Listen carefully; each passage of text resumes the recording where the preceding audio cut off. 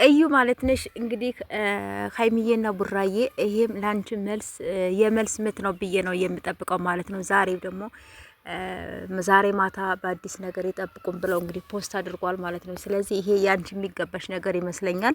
እንግዲህ ይሄን ስታይ ማለት ነው እንግዲህ ጨንጓራሽ ቀጠል እያለ እየነደደ እየበራ ነው ያለው ማለት ነው። ስለዚህ ቻዩ ማለት ነው ትናንትና ረስቼ ነው ጋይስ ማለት ነው ሀሳቤን ብትንትን ስላለብኝ ለዛ አላወራውም እና ከሀቢባ ጋራ አውርቻለሁኝ በውስጥ አውርቻታለሁኝ ምናምን እያለች ነው። ድንገት ተፖስቶ ይሆን ብዬ ሀቢባን የማያውቃት ሰው የለምና ሀቢባ ጋር ገብቼ ቲክታክ ሰፈር ላይ ገብቼ ሳያት ያው የለችም ማለት ነው። እሷ ምንም ነገር አልፖስተችም። ድንገት መቼም ቡራና ሀይሚን በጣም ያው መቼም እነሱም እንኳን ሰው ይቅርና ሳይጣኑ ምንም ይወዳቸዋል ብዬ ነው ተስፋ የማድርገው ማለት ነው። ገባችሁ?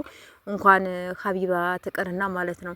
ስለዚህ ሀቢባ ብታወራትም ስለዚህ አንቺ ከትዳራቸው መሀል ውጪ እነሱ እኮ ፍቅረኛሞች ናቸው።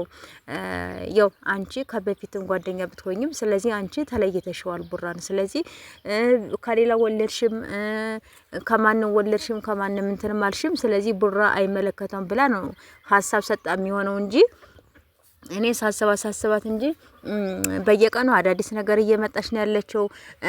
እነሱ የማንቸስተር ልብስ ሲለብሱት እየለበሰች ትመጣለች እና ሀይሜና ቡራ የሚያደርጉትን እሱን እያደረገች እየመጣች ነው ያለችው። የሚሰራውን ቪዲዮ ስታዳምጥ ምን ስትል እነሱ ፍቅራቸውን ሲገላለጹ ምን ሲሉ ማለት ነው።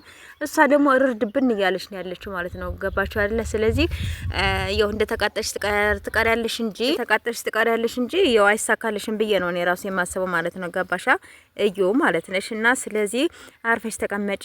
ከቢንም እንዳረግሽም ምንም እንዳልሽም ያው ሁላችንም ጠንቅቀን እናውቃለን። ስለዚህ አሁን ይሄ ዛሬ የሚሰራውም ላንቺም ያው የመልስ ምት ይሆናል ብዬም ተስፋ አለኝ ማለት ነው። እና እንግዲህ ቻዩ እዩ